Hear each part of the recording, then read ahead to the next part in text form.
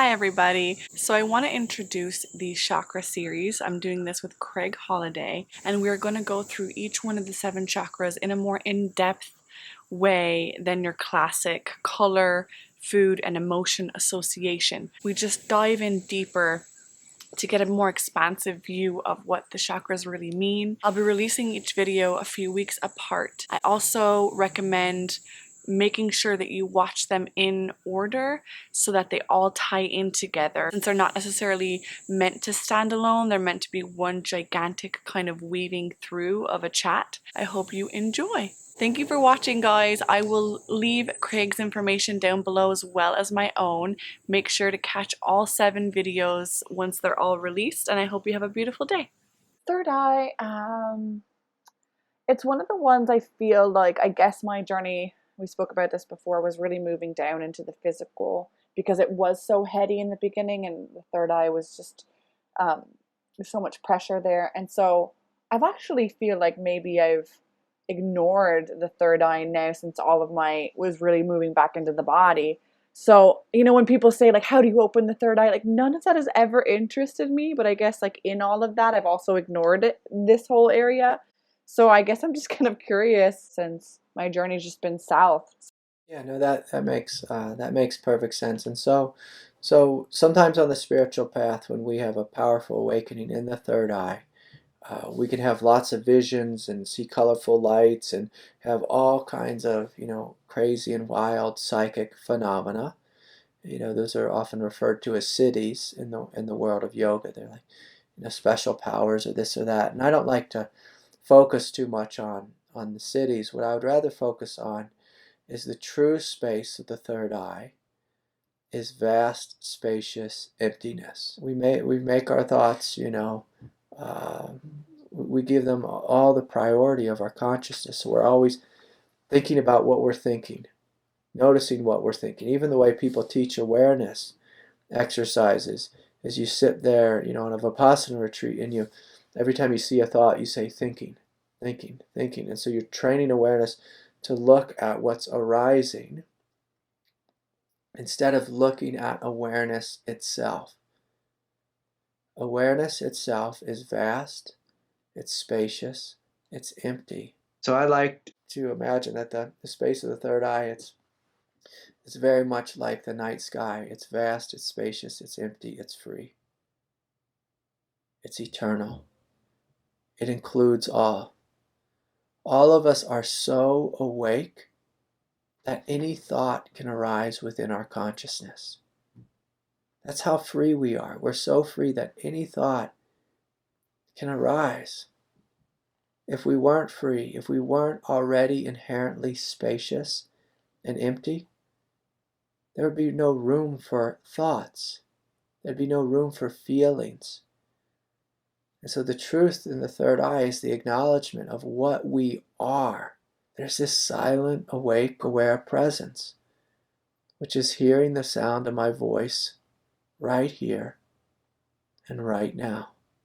And so it's a willingness to allow awareness to turn upon itself that you discover this. So it's you becoming aware of that which is aware. What most people do on the path is they do the opposite. They just focus on their thoughts. They're aware of their thoughts instead of being aware of what's noticing the thoughts. Or they get lost, if you have a strong Kundalini awakening or third eye awakening, you attach to siddhis, being psychically aware or astral travel or seeing into past lives and all that silliness. And it's like, my God, there's enough in this one world, for us to work with. We don't need to go get involved with our past lives and multi-dimensional realities or astral travel. And I mean, you can play around with that stuff, but most of the individuals I see who play around in those worlds, they end up in deeply confused states. It's very rare that I meet an individual who has mastery in the astral plane. Very rare. It can be fun, it can be exciting. Some people get, become haunted by it, overwhelmed by those planes of existence. And so, I don't like to pay too much attention to them because it's just so easy to get lost in those worlds.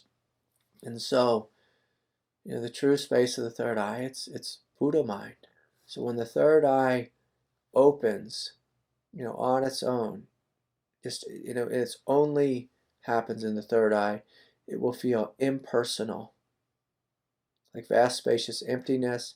A lot of people can get drunk on this emptiness. They can start saying things like, I don't exist. I see that my life is an illusion. Everything is an illusion. And from one perspective, that's absolutely true. But when the third eye is open and you experience yourself as vast, spacious emptiness, and simultaneously the heart is open, you feel this emptiness is infused with love. And it's inclusive. It's compassionate. It's a deeper realization. It's a deeper realization. And so many people, like non-dual teachers like Eckhart Tolle, they teach from this perspective. Third eye opening, everything is the now. Like a lot of people, when they sit with Eckhart Tolle, they don't feel tremendous amounts of love because he's teaching from this perspective. There's nothing wrong with that teaching. It's a very powerful teaching. But when we include more love, the teaching comes off with more softness. So it's not like there's just the now, there's the now, and then there's our humanity. Within any chakra center, if we only open in that center, it can be dangerous. But like you were described before, if we see that all of them are connected, all of them are simply manifestations of different aspects of divinity, then our path is a fuller experience. And so if we look at the third eye, on a human level, of course, that's the manifestation as the human mind. In its highest state, it's a very rational, very clear mind. It makes good, clear decisions based on clear rationality. On the lower level, it's pure confusion. Multiple voices in the head arguing with each other, can't make a decision. I can say personally, I struggled with that tremendously. When I was younger, I was in a relationship. It was not the best relationship. And I was trying to, rationally, sort out, should I be in the relationship? Should I not be in the relationship? The throat was closed. I wasn't listening to my heart. I was trying to sort it out in my head and caused tremendous confusion for years within my own self and within the people around me. And so, when we're in the shadow side of the third eye, we're in the mind, we're lost in confusion. And we have the multiple voices in our head arguing with each other, and we can't make a decision. The throat chakra is closed. There's the, guilt and shame is there. We're unwilling to feel, come into the heart, and figure out what the truth is. And so when the mind is empty, like we were speaking about before, you're connected with awareness, your heart is the mind, and it speaks through you with one thought, not many thoughts. There's no confusion, there's absolute clarity, and there's just a sense of this is the truth. This is the truth. Occasionally, my heart will tell me, go in this direction. And occasionally, I don't listen. My mind will come up with a better idea. When I listen to my mind, I always suffer. It's basic math. You follow the mind and not the truth of the heart, you suffer. And the key word there is the truth of the heart, not the truth of the emotional heart, because you follow the emotional heart, you get a lot of trouble there too. And the truth of the heart, it's always simple. It'll just be something like, go this way. Whereas the mind, the mind is involved when the thoughts are highly complicated and complex. And you could just go on and on, creating the argument and the supporting evidence for the argument. I call it the inner lawyer or inner inner lawyer, inner critic. I actually meet with a lot of people who come to me and they tell me they've had these great spiritual awakenings, but what they've had is they had a fun spiritual experience, and then they have it supported with philosophy that they read in a book, and that's a huge shadow of the third eye. Is someone is really rooted in their philosophical sense of self, not their heart. And people want to argue philosophy with me, and I'm not that smart, and I'm not very good at arguing with. I just can't argue. It doesn't. It's just not my nature, and so my mind goes blank, and it doesn't work. And what oftentimes I see is the shadow side of the third eye is we have a spiritual realization, or we just have a great thought, and we defend it with logic. And if you feel into that, it feels very alone. It feels isolated. It feels like hell. And it's really unfortunate, because when you open up in the third eye, it's not only is it vast, spacious emptiness, it's vast, spacious emptiness and oneness in an impersonal way. Easy to become really ungrounded in this space too, and become kind of drunk on this way of being. But when it's grounded in truth and you're able to function in the world, it's beautiful. It's just every moment is this moment.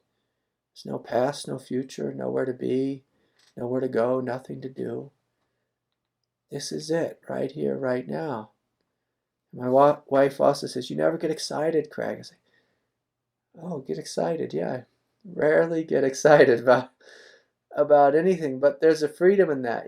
For her, she sees it as a shortcoming because she gets really excited about things, and but to me, there's just a sense of, okay, like this is what's happening right here, right now. Spaciousness is happening. Freedom is happening. And so some questions of, on the path, for this center are, do you struggle with the inner philosopher, the inner critic, the inner judge? Do you have arguments in your head, where you're fighting with yourself? Can you let that go? Can you let that go and simply discover the space beyond argument? Can you let go and notice the space in which you arise, the character of you? Are you demanding that your mind is quiet? That's a great misconception on the path. So many individuals demand that their mind is quiet, but you're given this gift of mind. Can you look and see that the mind is arising within you, within the space of you? You are not it. It's arising within you. Are you attached to your thoughts? Do you need to be right? Or can you notice that what you are is beyond right and wrong, beyond this current opinion? What is it that's looking out of your eyes right now? What is that? Can you let go into that presence, which you eternally are and always, already have been? Can you let go into this space? The beautiful thing about these realizations is, if you think about the heart is the realization of I am love, and the mind is the realization of I am emptiness, I am spaciousness, I am freedom. If we include the belly, I am strength, I am power. When we have these three major realizations together, it's so much easier to be a human being. Because in your mind, it's blank, it's empty, or at least you see clearly when you're having a thought storm or whatever, and you see that I'm not my thoughts. When you come into your heart and you realize that you're love, you see that I'm not, this current emotional state. And when you come into the belly and balance that out, you see that I'm spaciousness, emptiness, love, and indestructible. And when you have that indestructible realization, then it's unmovable. It's unmovable. There's a permanence about it. You have total faith in yourself.